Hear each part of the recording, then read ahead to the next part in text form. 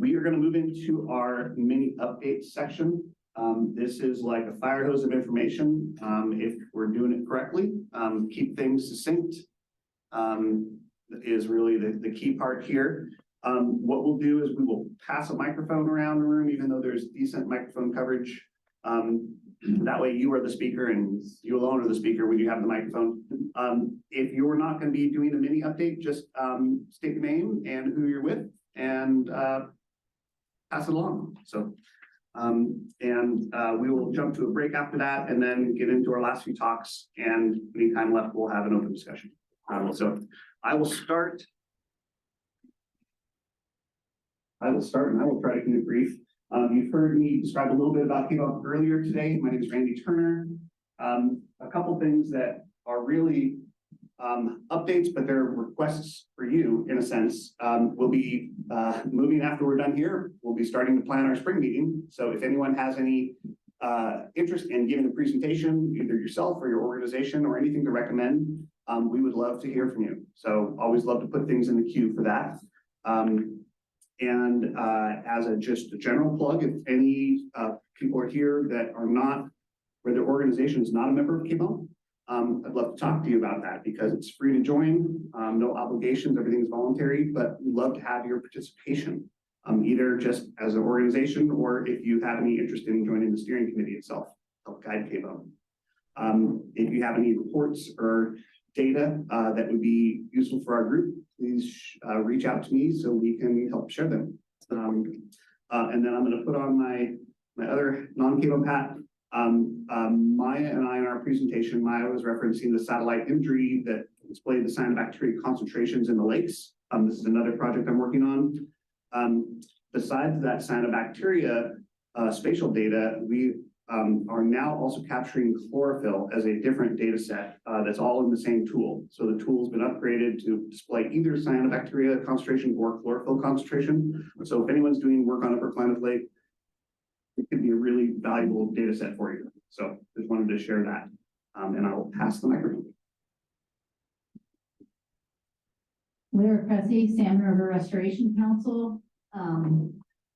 For those of you who don't know, the Salmon River is a tributary to the Klamath River in the mid-Klamath. Let's see, our big update for the year was we just implemented our second big floodplain restoration project on the Salmon River. It's a work that we've been kind of increasing over recent years and just got our second big project implemented. That is in an effort to kind of address a history, long ago history of pretty intensive impacts from hydraulic and dredge mining on the Salmon River in the late 1800s. It really kind of obliterated any floodplain habitat that existed there. So trying to increase rearing habitat for juvenile salmonids, as well as, other species that benefit from slow water habitat, and also increasing kind of thermal refugia. So that was on the North Fork of the Salmon River. That happened this summer. Also just continuing our long-term temperature and flow monitoring, water temperature and flow monitoring throughout the watershed at about 50 sites. For those of you who are interested, we do spring Chinook population survey every summer on the Salmon River. It's one of the last wild runs of spring Chinook in the Klamath Basin. And it's been, populations have been far below average for the last 5-6 years. This year we counted 241 spring Chinook on the Salmon River, which is not great, but slightly better than it's been in recent years. So that's about it. Thank you. Caitlin Boyce at Res. I don't have any updates beyond what I presented earlier. Megan Skinner, U.S. Fish and Wildlife Service, Name Falls. So a number of ongoing monitoring projects, Lakeside, which of course I mentioned in my talk, Barnes Agency, which is a portion of the Fish and Wildlife Service refuge system, on the north side of Upper Klamath Lake, and then also some process-based restoration work on the SICAM in concert with Trout Unlimited. So those will be ongoing next year. And then for Lakeside and Barnes Agency, we do attempt to sample through the winter, weather pending.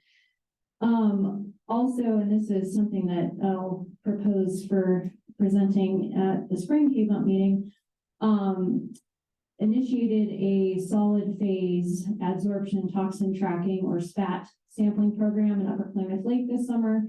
I have suspected for some time that there may be toxins other than microcystin in Upper Klamath Lake. And so deployed SPAT samplers at 3 sites in the lake, the same sites that DEQ measures microcystin at. And those were deployed weekly in August and September. And I did routinely detect anatoxin A at all 3 sites. So in preliminary conversations with the state of Oregon to see if we can do a paired study next summer. But this is, I believe, the first time that anatoxin A has been routinely detected in the lake. It's an interesting finding there. Working with Klamath Watershed Partnership and others on a project to assess the feasibility and effectiveness of biochar to treat phosphorus, particularly in agricultural runoff. This is a phase 2 pilot study, and we're hoping to implement that here in the next couple months.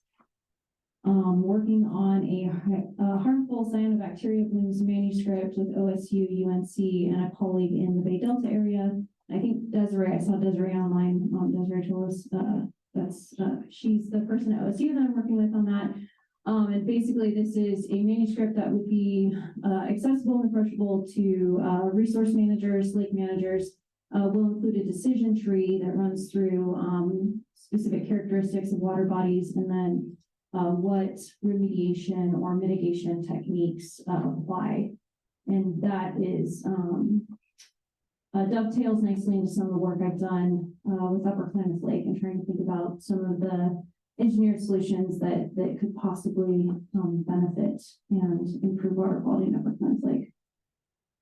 Also working in concert with Pacific Core, Nicollet, and Trout Unlimited to test some relatively new HOBO loggers for dissolved oxygen, pH, and conductivity. These cost about $1,000 each. So if they are as effective as YSI multi-parameter sondes, could be used for remote continuous sampling at a very reduced price. So we're going to do a little test with those alongside some YSI sondes and see if those are effective. And then a couple other updates from others in my office. So for Partners for Fish and Wildlife, quite a lot of low-tech process-based restoration work ongoing in the basin. And they also wanted to mention, and I'm sure Nell or Tommy will mention this from Trout Unlimited, but just wanted to highlight work on Sun Creek, north of Upper Klamath Lake. That was a project with multiple benefits, but one of which was bull trout populations. And previously, bull trout were either not detected or detected in very low numbers in Sun Creek. And this year's detections were really delightful and unexpected and much, much higher. I'll let Nell and Tommy provide the specific numbers there. And then an update from Christy Nichols, who we heard from earlier with the muscle work. So on the sucker telemetry side, working with RTR for the revamp of a project study design, expediting analysis and reporting of 2022 and 2023 location data, including survival estimates. This is survival estimates for juvenile suckers.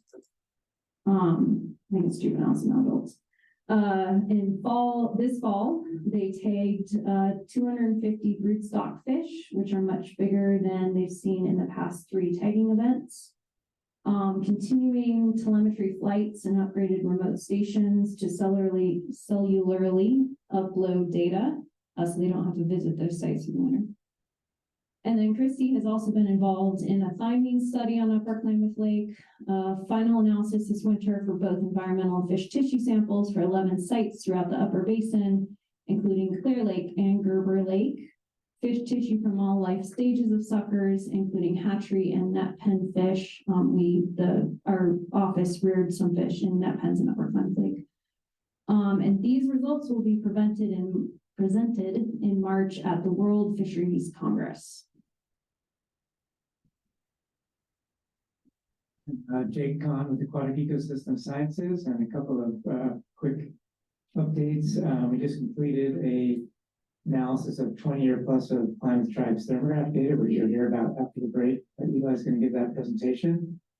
We're just embarking on an update of the Klamath Tribe's Upper Klamath Lake data and tributary lake data that we haven't been able to do pretty much since 2018. And along with that, and through Megan and the National Fish and Wildlife Foundation, looks like we're going to secure some funding to do a 5-year update of the Upper Klamath Lake hydrologic and nutrient balances. So that's a pretty important component for a lot of the other research that goes on in the basin. And also as part of that, it's going to include data automation and visualization tool that will allow this to happen pretty much on an annual basis. So we won't have to wait necessarily for these 5-year updates in the future. And then finally, another relevant project, which I'll let Maya talk about, is looking at the Williamson River Delta Preserve to potentially trap particulate phosphorus.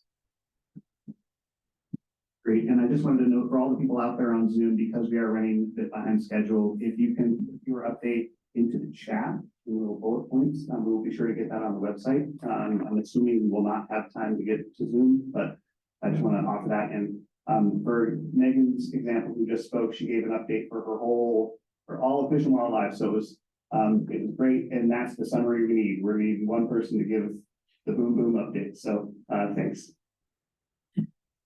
James Spangler from the U.S. Fish and Wildlife Service office in Klamath Falls. No updates. Tommy Cianciolo, chart on the mid Klamath Falls. I'll let Nell give our update in that.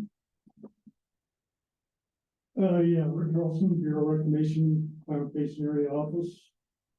90% of the work we do is through funding, primarily of USGS. So we continue to fund USGS with limnology monitoring on Upper Klamath Lake, as well as the deployment of continuous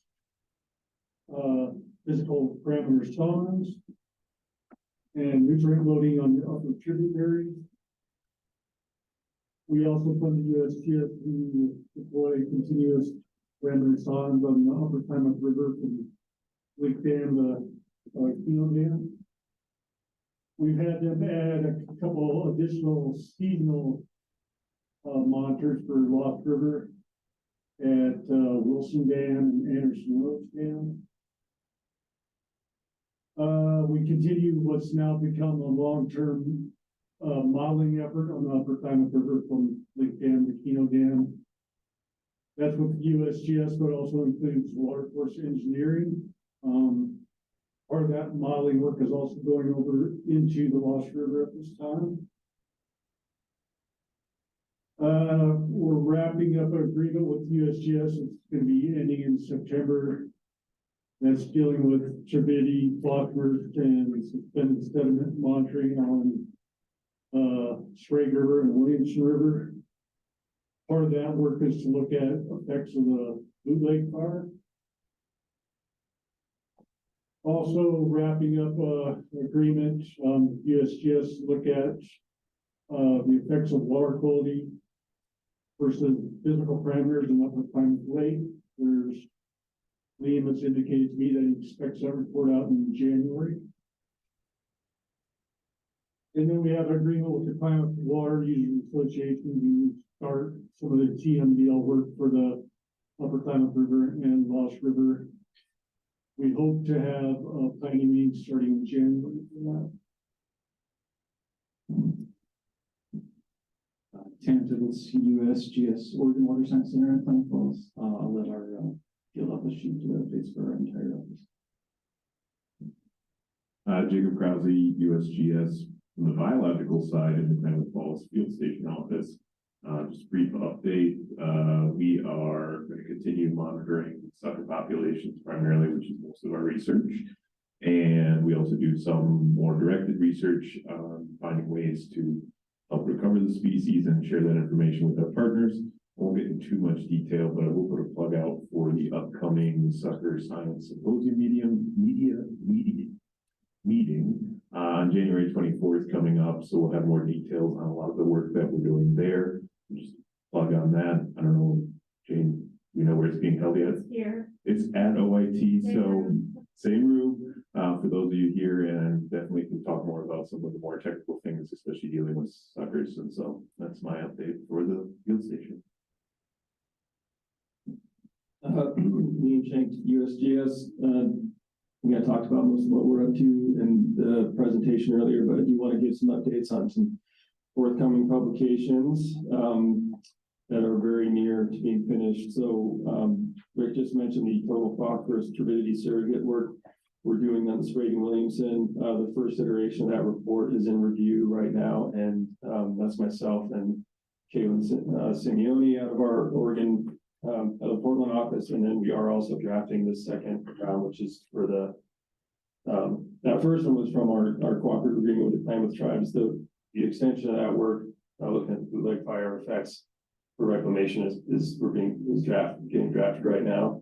The machine learning paper that Rick talked about is back at the journal, so it's gone through 4 levels of peer review. We responded to all the comments. We're just waiting for them to hopefully say it's good. And so that's kind of why I put that January timeframe to it. If it's hopefully it'll be sooner. There'll be some data releases. If anybody's interested in running neural network induced regression tree models, there'll be a data release where you guys can use all of our data and our code to do that. If you have any spare time. But anyway, I wouldn't recommend it personally. Jenny Curtis in the California Water Science Center, as I mentioned earlier, is working on a short publication that she's submitting to Nature Communications on the effects of the McKinney fire debris flows in the mid-Klamath, using water quality data collected by the tribes in USGS. And lastly, 2 Upper Klamath Lake cyanobacteria publications coming out of our IWAS program actually was funded. Did some work relating AFA and the microbial community together, and how the microbial community in the lake is impacting the growth and decline of AFA blooms. That's in review. And then Natalie Hall has put together a reference data set for, and some, actually, Randy, you might be interested in this, looking at hyperspectral microscopy algal spectral signatures. There'll be a reference data set for that from some of the samples from Upper Klamath Lake cyanobacteria. All the stuff's in review, hopefully.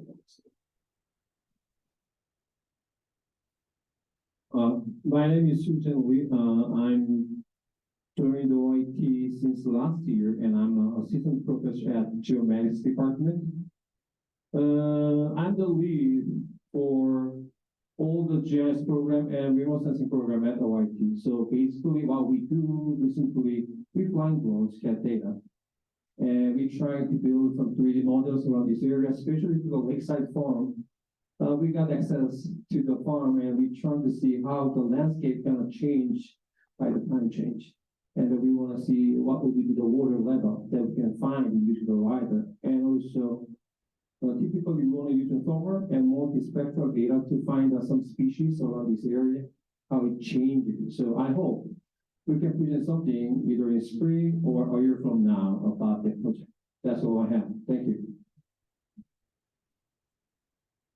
So Bruce DeGennaro with Essex Partnership. I've been working with some of you recently. Recently got involved in working with the Bureau and the services and the tribes and the states on reconsultation and thinking about long-term management of the project. And so I just want to mention that as part of that, because of all the upcoming changes that we're anticipating, obviously with removals downstream and other things going on, wetlands restoration and the like, there's a lot of talk about trying to employ adaptive management into operation of the projects.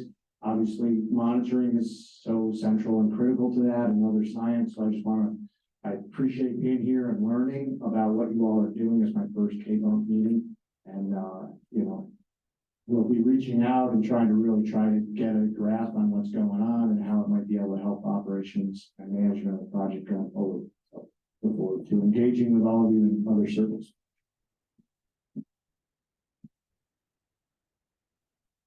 My name is Lily Lowry. I'm with the QBIR, the Quartz Valley Indian Reservation, and we're going to let our director, who is in an online chat, to give a more detailed update, but we've been continuing a lot of different water quality monitoring technologies, techniques. We are in the process of learning that, and we're learning a lot from you guys and from coming to these meetings, so thank you for having us.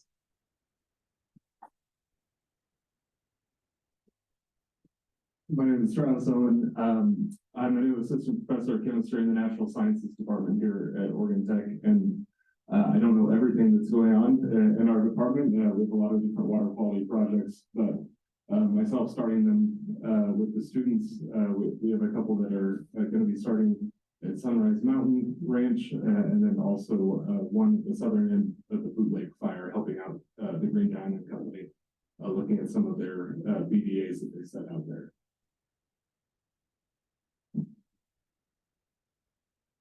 I'm George Williams and recently relocated back to Oregon from Alabama, primarily because my interest was very involved in this project.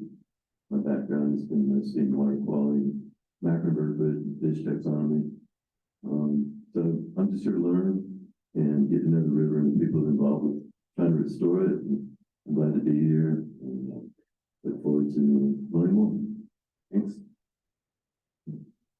Hi, everyone. My name is Jordan Sparky. I'm a second year PhD student in Joanna Blaschek's lab at University of Nevada, Reno.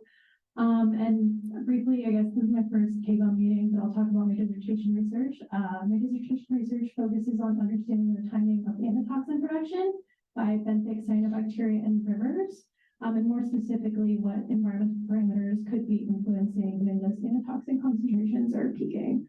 So the past 2 summers, I've done fieldwork kind of creating a time series of antitoxin data and other environmental parameters, mostly on the South Fork eel, but also the salmon, which is why I'm here. We're currently trying to process all the samples we take, but I'm sure at some point I'll have data to come chat about up front.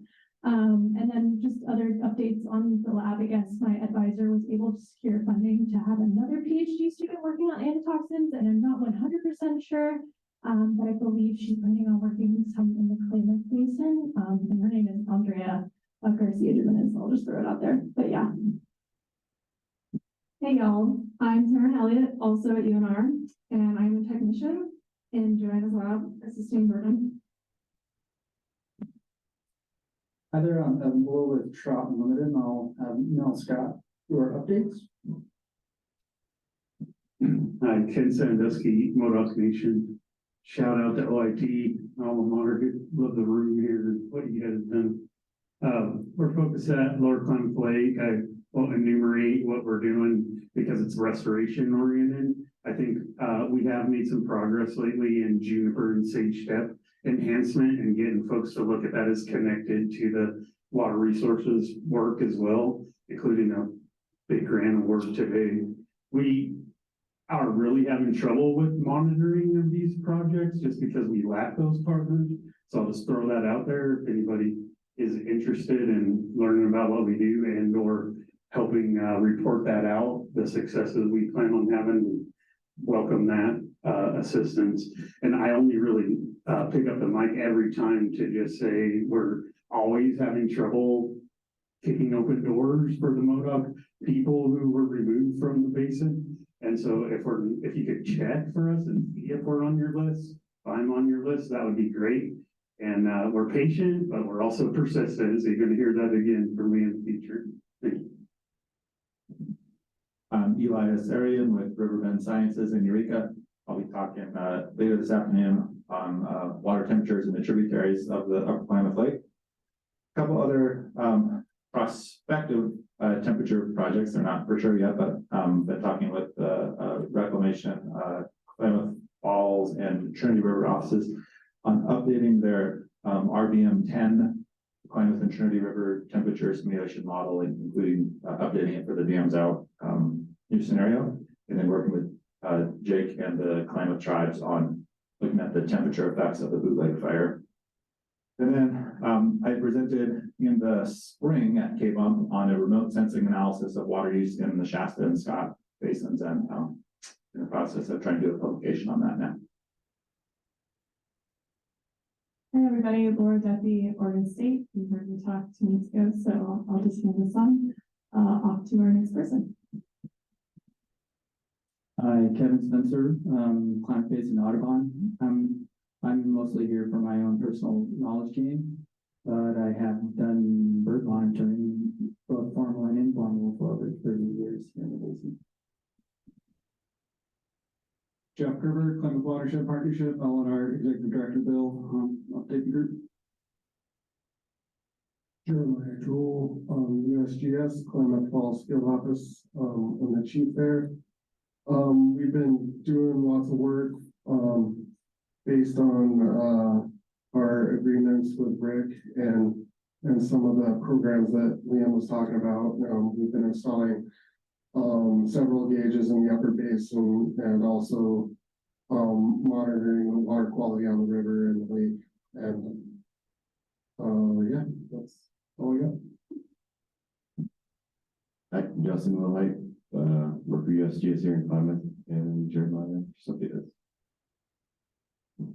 Zach Leininger, also from USGS, and I have no updates. I just wanted to mention, we're also doing some work for the J.C. Boyle Dam removal. We'll be putting out, some more, higher level turbidity sensors down below the dam there at our gauge.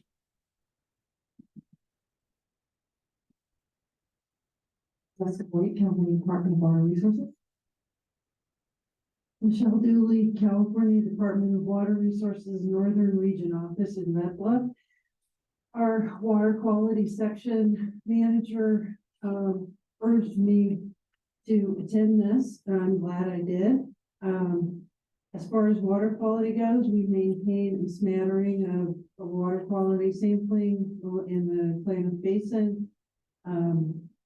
My interest is in groundwater and surface water interactions and the implementation of the Sustainable Groundwater Management Act in California.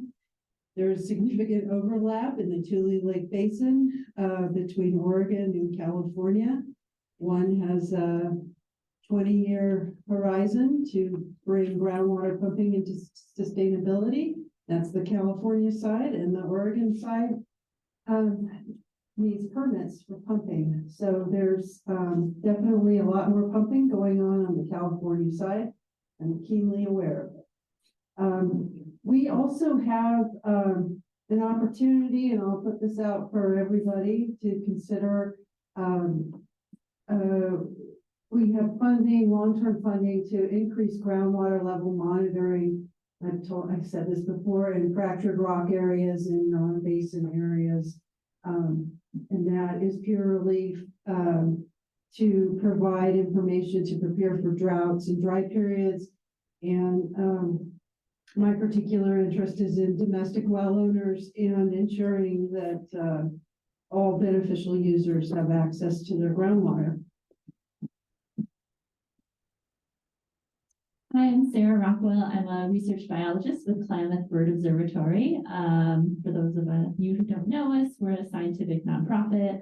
We're based in Ashland, Oregon, but we work for bird and habitat conservation throughout the Klamath-Siskiyou bioregion. We also have a long-term avian data set. We've been collecting in the Klamath Basin for the last 30 years-ish. Some of our main programs include long-term monitoring for our regional national parks. So that includes all the parks in the Klamath network for their inventory and monitoring program. We do long-term monitoring in partnership with the BLM, including in the Cascade-Siskiyou National Monument and some big swaths of Eastern Oregon. We have a network of long-term banding stations and netting stations, including several around Upper Klamath Lake, and one on the Klamath River, not too far from J.C. Boyle. Another main program area that we have is effectiveness monitoring of restoration projects. So we compare bird communities before and after treatments and look at how suites of birds can indicate important habitat features representing desired ecological conditions after a restoration treatment. We're doing a lot of that with the Klamath-Siskiyou Oak Network at oak restoration sites, some with the Forest Service. We call them CFLRPs. I don't know if anyone else uses that shorthand, but the collaborative forest restoration partnerships. We work with the Rogue River Siskiyou National Forest on that, as well as the Umatilla and Wallowa Whitman. And we should have some new projects coming online with Malheur National Forest and the Okanagan Wenatchee, which is actually in Washington. So doing a lot of before and after bird monitoring with the Forest Service. Most relevant to this group is our effectiveness monitoring projects on the Salmon and Scott Rivers, which we're doing in partnership with Scott River Watershed Council and Salmon River Restoration Council, studying how birds are using restored sites as, again, that kind of metric of restored ecological function. We used to do a lot of that work on the Trinity River as well for about 10 years. Although that program's been over for a couple of years. And I'll just mention, we're still very interested in initiating a similar research program on the Klamath River associated with dam removal and the effects on riparian vegetation and habitat for birds and other wildlife. We've been writing proposals for about 6 years now, so far unsuccessfully, but not giving up quite yet. And I don't know if this is common knowledge among other ecologists, but there was a recent science paper showing our continent has lost 3 billion individual birds over the last 50 years. That's about 30% of our continent's avifauna. It's not just rare and endangered species. It's across many habitats, many taxa, a lot of our common songbirds, resident birds, migrant birds. So we still think using birds as a lens with which to view the success of restoration and revegetation is a important thing. So we will keep working towards that. Thanks. I'm a cat lover, so hopefully that's not a cat problem. I'm Maya Singer from Stillwater Sciences, and the 3 projects I'll give a short update on include, first is Lower Klamath National Wildlife Refuge Treatment Wetland Assessment.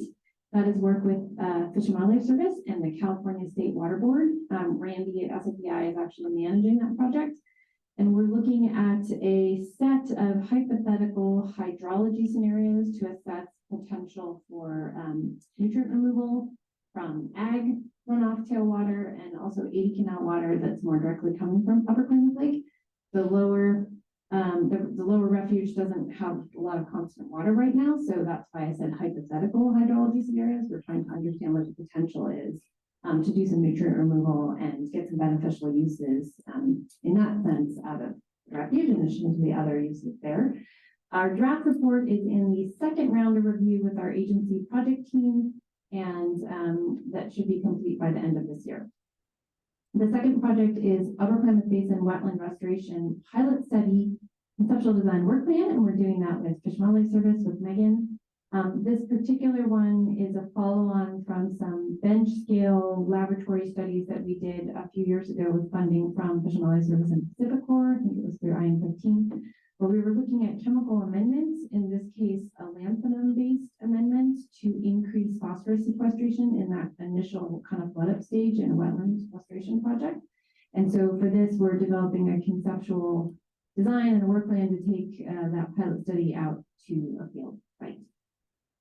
And then the third is the Williamson River Delta Preserve Drought Resiliency Project that Jake mentioned. This is with the Klamath tribes, and both Jake and Randy are part of that team, that project. We're attempting to do some particle size distribution monitoring on suspended sediment in the lower Williamson and do phosphorus associations with those particle sizes so that we can better understand what's coming down the Williamson that could be potentially treated in the Williamson River Delta Preserve. We want to understand the particle size distribution to get a better sense of what would affect settling velocities and the hydraulic resonance times that you heard about from Megan earlier today, what might be needed for phosphorus removal. We're also looking at trying to quantify the organic fraction of the phosphorus coming down the river, since the settling models for treatment wetlands don't really address that in the same way that they do inorganic phosphorus and sediments. We'll be doing some conceptual models for phosphorus removal options at the preserve as the project progresses. I'm Chelsea Kino, hydrologist for the BLM here in Klamath Falls. Some of the projects we've done recently, we just finished some gravel augmentation and bypass reach Klamath River with ODF&W. ODF&W has kind of taken the lead on that the last few years after it was kind of done in more the interim measures. Others in our office are highly involved in Oregon portion of the dam removal. We are continuing our nutrient grab sampling at the Wood River wetland. So you don't know, that's the 1,000-acre wetland north of Agency Lake that the BLM manages. We're continuing our subsidence reversal monitoring out there as well. Other things are water temperature monitoring across our field office. Like 37 sites that we have across our field office.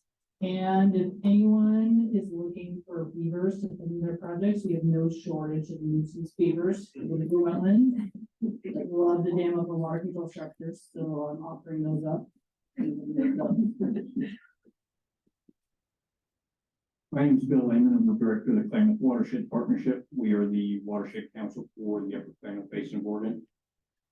Most of our work takes place in the uplands. We're working with several partners on Boot Lake fire recovery. Megan Skinner mentioned the biochar filtration project. We're working with a contractor to implement that. Working with Trout Unlimited on a low-tech process-based restoration grant to improve implementation of beaver dam analogs, that sort of work. A lot of that work that's taking place in the uplands includes not only forest recovery in the Boot Lake footprint, but juniper removal, weed treatment throughout the basin. I think based on the number of contracts that we have, I think with individual landowners, we have the largest number of individual contracts of any nonprofit in the Klamath Basin. So I'm proud of that, and I, to support the many nonprofits that are in the Klamath Basin, we really work with some of those projects on the fringe, meaning I'm not working directly in stream, not doing a lot of projects specific to water quality improvements, but what we're looking at right now, I've got a project with funded by the U.S. Fish and Wildlife Service VIL funding to do wetland planning along the Keno stretch, and that is in process. I just received HDM model to review to provide the Fish and Wildlife Service to improve wetland opportunities, not only on the Keno stretch, but through Lower Klamath Lake into the refuge. I want to thank everybody for their presentations. I really appreciate what Laura Duffy put together. I think that's sort of the mindset that I approach a lot of these projects with. And when we talk about priorities, when we talk about opportunities to move the scale on restoration, it really takes a wide diversity of approaches to this. And some of that is economic incentive. Taking that approach opens the opportunity up for organizations like Trout Unlimited and the Klamath Tribes to do that important work in stream. Hi, everybody. Neil Scott, Director of the Klamath Falls Office of Trout Unlimited. We have a lot going on, but I'm just going to focus on 3 of our larger initiatives that we're trying to increase the pace and scale and effectiveness and stuff like that. Bill mentioned low-tech process-based restoration, especially in the Upper Spray. This is, we're trying to expand the use of this technique throughout the Upper Basin, especially with regards to, the winter particulate sediment loading that we see in the Klamath that really contributes to Upper Klamath Lake water quality problems. We're seeing through a lot of monitoring, really encouraging results on how much of that sediment we're able to capture on the landscape, on the floodplains in the channel, before it just gets swept down to the lake. I am hoping that we'll be able to put together a presentation for the spring meeting on some of those LTPDR results that we've been seeing. So hopefully we'll get that. Randy, there he is. And then we're also very involved in what has been affectionately dubbed the Big Swing proposal, which is for the entire Spray Basin, basically putting together large-scale restoration planning, but also working really closely with landowners, and it's being led by the Upper Klamath Basin Ag Collaborative, so it's kind of an ag-led group. Partners, the Klamath Tribes, Klamath Watershed Partnership, a bunch of other folks are involved in that. We should find out shortly if we have gotten funding through the Fish and Wildlife Service BIL program for that, and then that will kind of go get off and running. And so that's a really exciting. Hopefully we'll get all the funding we want, and that'll be a really exciting kind of ag-led restoration program in the Sprite Basin moving forward. And then finally, over the last year, we've kind of been expanding our geographic scope out of our office to include the dam removal reach. We are working on, we hired Evan Bulla to be a project manager in that reach. And we're working on implementation of a lot of the projects that were identified in the K3RP report, Klamath Reservoir Reach Restoration Plan that NOAA, Pacific States Marine Fisheries Commission, and us put together last year. In addition to the projects that are outlined in that report, we've also taken on trying to get fencing put up around the reservoirs to protect them for revegetation once the dams come down, because that wasn't a part of the initial plan. And so that is something that we're working on, and that is in really close partnership with the Modoc Nation, especially for J.C. Boyle in their ancestral territory. So we're working closely with them on that, and then also working with the downstream tribes on Copco and Iron Gate as well. And then also right now looking into in that reach opportunities for fish screening along the Keno Reach, again with multiple partners. So yeah, there's a lot of other stuff going on too, but that kind of covers the big stuff. So obviously. Hi, I'm Miranda Velarde with the Salmon River Restoration Council, and I have no updates. All right, thanks everybody. I know there's a lot of information, but we went a little faster than I even anticipated. We're going to jump to Zoom, hopefully really quickly, to see if there's any critical updates from any folks on Zoom. If you're out there in the Zoom world, please go ahead and use the raise your hand feature so we can kind of put you in a queue and get you to speak. Anyone on Zoom interested in giving an update? Kurt, please go ahead. Yeah, this is Kurt Bainbridge with California Department of Fish and Wildlife. I just wanted to provide an update. I know Crystal had to leave early. We're kind of gearing up with, staffing up, and then we have some funding and purchasing equipment for post-dam removal monitoring. And that includes life cycle monitoring stations on the tributaries upstream of Iron Gate Dam. So Camp Creek, Scotch Creek, Jenny Creek, Fall Creek, and Shovel Creek. And then Carcass and Red Surveys as well in that reach. So we're looking at initiating monitoring in 2024, which would probably be, sometime in November.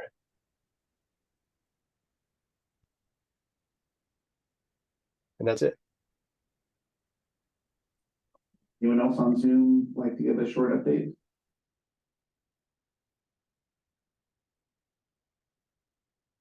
Going once, going twice.